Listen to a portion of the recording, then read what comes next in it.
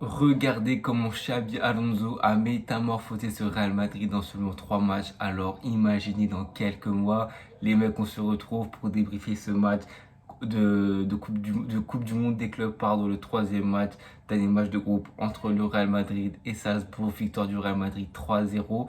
Tous ceux qui ont veillé cette nuit, je pense qu'on en a eu pour notre sommeil parce qu'on a assisté à un match qui a été incroyable.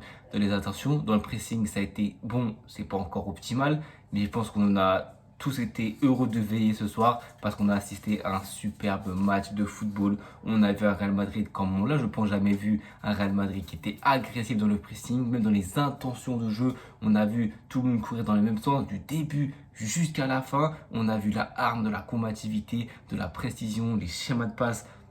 On a vu tout ce que Xabi Alonso nous vend depuis qu'il est arrivé au club, et ce qui me précise encore plus dans le fait que ce Real Madrid sera inarrêtable dans plusieurs semaines, dans plusieurs mois, etc. Le temps que tout le monde revienne en forme, le temps que tout le monde prenne du rythme, qu'on fasse aussi une pause évidemment, parce qu'il faut que les joueurs se reposent à un moment donné. Mais franchement, non, on a été tous incroyablement contents, je pense, fans du Real Madrid, parce qu'on a vu des choses qu'on attendait de voir impatiemment. Et on a vu des bribes de ces choses-là. On a commencé à entrevoir le 3-5-2 de Xabi Alonso. On a commencé à entrevoir des bonnes choses offensivement. Alors moi, j'ai toujours une petite inquiétude de me dire que l'ADN de ce Real Madrid et de l'histoire du Real Madrid, c'est voilà, tu es clinique, tu n'as pas beaucoup d'occasions, mais tu la mets au fond. Alors j'ai peur que ce football un peu plus de possession, un peu plus de contrôle justement dans le jeu, te t'enlève peut-être cet instinct de tueur. Après, bon, peut-être que j'ai tort, sur le football va tellement vite qu'on sait jamais.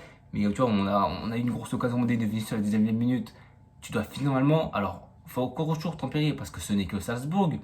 Mais bon, contre Al Hilal, contre Pachuca et à Salzbourg, tu as senti une nette amélioration dans ce qu'on demandait, dans ce que Xabi Alonso demandait et dans ce que les joueurs comprenaient en fait. Parce que tu peux demander des choses à des joueurs, mais s'ils ne le comprennent pas, bah, ça ne sert à rien. Et là, j'ai l'impression que les joueurs l'ont compris. Et pour moi, c'est le principal. On a aussi vu, comme j'ai dit, le premier 3-5-2 de Xabi Alonso. On a eu une défense qui était à la relance Euchen, et même, pas, même quasiment tout le temps, Euchen, Rudiger, et le milieu de terrain qui redescend, c'est Tchouaméni. Et je trouve que dans ce rôle hybride, il a été super, super utile parce qu'on sait qu'il a une belle qualité dans les longues transmissions. On sait que défensivement, il a déjà été défensif, il a déjà été défenseur cette saison, il a déjà dépanné. Donc pour moi, c'est le joueur idéal au Real Madrid qui peut occuper ce poste de défenseur, premier relanceur et défenseur d'une ligne de 3. Et ça a été très très important. Ça a permis à Arda Güler et à Valverde d'être un peu plus bas dans un sorte de double pivot où tu as peut-être un Arda Güler, j'ai trouvé, comme je dis sur Twitter, un petit peu trop bas parce que j'ai senti, enfin peut-être que je me trompe, mais j'ai senti qu'il avait peut-être moins de liberté dans le jeu. Alors il a touché beaucoup de ballons, il les a bonifiés ces ballons, mais moi j'aime bien quand il est pas la conclusion, mais quand il est dans le dernier tiers où il peut apporter dans la zone de vérité. Alors il était un peu plus bas, je pense qu'il apprécie aussi cette zone. Ça a permis aussi à Valverde de se projeter offensivement, d'être un peu plus haut, d'avoir un Bellingham qui était cantonné à ce côté droit, à un électron libre avec un Arda Güler qui était bas mais qui occupait un peu cette zone gauche et Valverde qui a occupé cette zone de milieu, qui a occupé cette zone un petit peu plus offensif. Et honnêtement, je pense que ça a été très très bien géré. Et on sait que ce milieu de terrain était solide. Maintenant, est-ce qu'il y a besoin d'une recrue? Je pense. Comme Avinga, quand il va revenir, est-ce qu'il va apporter? On verra. On sait que dans le 5-3-2 de Xabi Alonso, il y a quelque chose qu'il apprécie. Et c'est le facteur X de cette composition. C'est les latéraux. Et aujourd'hui, quand ils étaient dans ce 3-5-2, Trent Alexander-Arnold, on l'a trouvé beaucoup plus offensif, beaucoup plus en recherche de jeu. On a vu ça pas ici pour Gonzalo Garcia. On a vu à un moment donné une belle déviation pour Bellingham. On voit que ça se cherche, ça se trouve bien en plus. On a vu des renversements d'extérieur. On a vu tout ce qui fait pourquoi on a pris Trent, cette qualité balle au pied. Défensivement, je serais toujours inquiet. Et même dans ce match-là, j'ai été inquiet sur quelques séquences. Mais on sait que c'est un joueur qui, indéniablement, a beaucoup, beaucoup de qualité. Et le joueur que je veux souligner aujourd'hui, c'est pas Trent, c'est Fran Garcia qui a fait un match aujourd'hui qui était dantesque. On sait qu'offensivement, il apporte beaucoup. On sait que dans la percussion, balle au pied, c'est pas le meilleur que peut être Ferland Mendy. Mais alors là, dans ce poste de piston gauche, c'est exactement ce qui lui convient parce que ça lui permet d'apporter offensivement. Et surtout, ce que j'aime dans un joueur de football, c'est sa hargne, sa combativité, mouiller le maillot. Et je sais que je peux partir les yeux fermés avec Fran Garcia à la guerre parce que je sais que c'est un mec il est limité défensivement, il est limité dans le potentiel, je pense, mais c'est un mec qui te fera les efforts. Je me souviens d'une image à la 66e minute, il fait une mauvaise passe, non, une mauvaise passe de Trent Alexander-Arnold dans la profondeur. Franck Garcia s'arrache pour la voir, il l'a pas, dommage, La caméra focus sur lui et je vois sa tête, il est froissé. Il fait un retour défensif pour limiter les bouches, pour limiter la casse. Moi, ça me donne envie de pleurer parce que ça c'est des actes qui me prouvent que le mec a cette mentalité. Et c'est pour ça qu'il va faire, pour Chabonso, va lui faire confiance parce que en tant que latéral pur, c'est pas le meilleur, très très loin. Mais sur le piston, il peut vraiment beaucoup apporter avec un Vinicius, avec le joueur qui sera sur son côté. Pour ce qui est offensivement, on a eu un Vinicius qui aujourd'hui a été buteur ce soir à la 40e minute. Qui nous a dit que la mouvance était terminée? Il se fait envoyer en profondeur par Bellingham, un superbe ballon. Et là, on a trouvé ce Vinicius-là qui, alors dans la percussion, dans les 1 contre 1, ça n'a pas forcément été ça. Mais par contre, dans ses choix, ça a été beaucoup plus lucide, ça a été beaucoup plus limpide. Et il a peut-être manqué d'instinct, etc. Mais j'ai trouvé que tous ses choix ont été justes. Il n'a pas essayé de surjouer, de trop en faire. Il a vu qu'il y avait 2 joueurs devant lui, 3 joueurs, c'était bloqué. Et ben tu refais un tour, tu fais les passes qui sont précises, qui sont cliniques. Et aujourd'hui, il met un superbe but. Son but, allez voir l'action, il est magnifique. Il te fait crochet du gauche et puis il finit pied gauche, je crois, sec. Premier but depuis Arsenal, ça va lui faire un grand bien. Il a viré la crête. On a vu de l'amour pour le maillot, ce maillot noir, la Bourbance entre Bellingham qui fait comme une pile à célébration de Vinicius.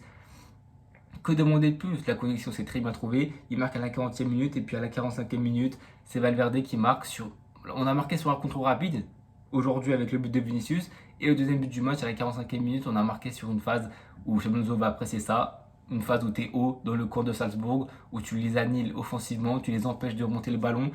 Perte de balle, récupération, Chenny se déchire, ça retombe sur Bellingham qui met à Güler, Güler qui envoie un ballon, je crois, pour Vinicius, c'est un petit peu contré, un peu de chance, ça retombe sur Vinicius Junior, il performe la défense et puis il voit que c'est bouché, le choix lucide, le choix logique, la semelle super pour Valverde qui termine une grosse frappe 2-0 à la mi-temps. Franchement, c'était la meilleure mi-temps que j'ai vue depuis très longtemps. C'est pour ça, avant le match, je ne vais pas vous mentir, j'étais mort. Je crois que j'ai regardé le match, les 2-3 premières minutes, j'étais mort.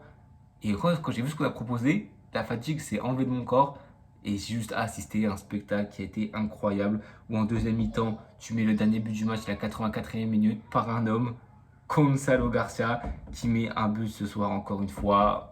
Un but d'attaquant. S'il y a bien un joueur qui a pris un nouveau statut avec ce Real Madrid, c'est Gonzalo Garcia. Parce qu'on sait qu'en l'absence de Mbappé, on veut recruter un joueur type Rossellou, un Boudimir, Patrick, etc. Mais est-ce que notre attaquant, on ne l'aurait pas déjà? Un mec qui gagne les duels de gladiateurs, qui n'est pas si grand que ça. Un duel qui est robuste, qui est véloce. Un mec qui va faire les courses, qui fait le pressing, qui s'arrache sur tous les ballons. Même si la passe elle est trop longue, il va te la chercher. Gonzalo Garcia, buteur contre Al Hilal. La passe D contre Pachuca, la déviation pour Fran Garcia contre Pachuca. Aujourd'hui, il a fait des déviations. Il a été solide dans le jeu de possession, dans le pressing. Et aujourd'hui, il met un superbe but. Trent qui l'envoie en profondeur. Le défenseur Salzbourg fait une mauvaise erreur.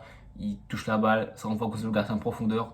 Et là, la jeunesse, il en a rien à faire. Il te fait un piqué superbement bien touché, dans la bonne zone, dans le bon tempo.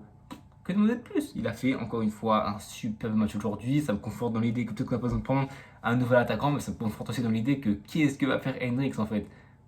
Gonzalo Garcia, il a eu 3 matchs pour prouver qu'il aurait pu se battre pour une place de la rotation, mais il l'a 100% fait. Il est totalement Xabi compatible. Et en plus, il apporte dans le jeu de déviation et il apporte à la finition. Dans les duels, il est tellement solide.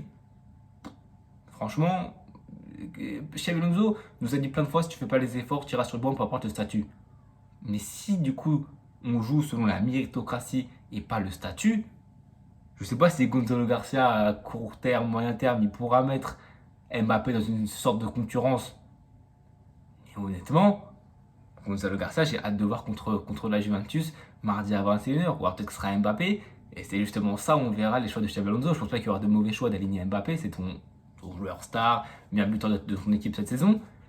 Mais quand je vois ce que Gonzalo Garcia propose, moi je me dis que on peut le mettre titulaire contre la Juve. Franchement, honnêtement, on a tous été très heureux de ce qu'on a vu aujourd'hui. Je pense qu'il n'y a pas de doute à se faire. Le Xabi Ball est bien là, l'allant collectif est bien là.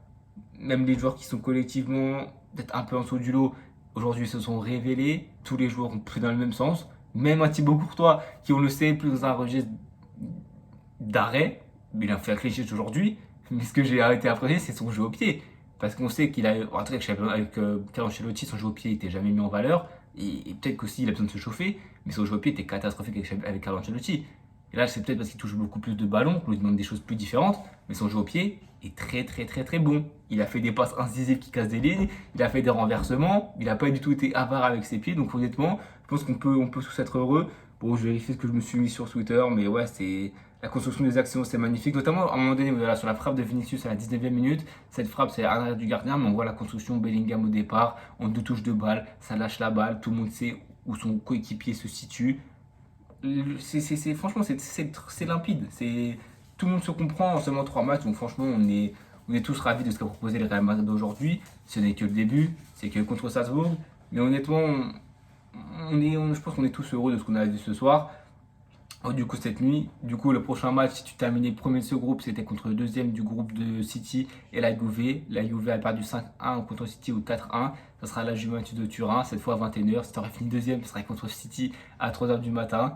On a de la chance, ça sera à 21h contre une Juventus qui certes a fait son nid contre City. C'est pour ça qu'ils se sont fait autant gifler, mais qui aura des âmes à faire valoir. Kenan Yildiz, Nico Gonzalez, Vlahovic, ils ont des joueurs de qualité, Kefren Tura, même défensivement, même si Kaloulou il fait 2 grosses erreurs contre City, ça serait une équipe qui ne sera pas sous-estimée. Et on se donne rendez-vous dimanche ou lundi pour l'avant-match de Real Madrid Juventus pour les huitièmes de finale de la Coupe du Monde des clubs. Et si tu passes en quart, ça sera soit Dortmund ou soit Flamengo si je ne me trompe pas. Donc on verra qui va gagner ce match. Et on verra si on aura un affrontement Jude Bellingham en quart. Mais ce qui est sûr, c'est qu'en huitième, ce sera Kenan Yildiz contre Arda Güler, les deux Turcs, les deux pépites, ça va être exceptionnel. On se retrouve évidemment très bientôt pour les débriefs des huitièmes de finale, notamment Paris Saint-Germain, Inter de Miami à 17h. À bientôt tout le monde et à la Madrid.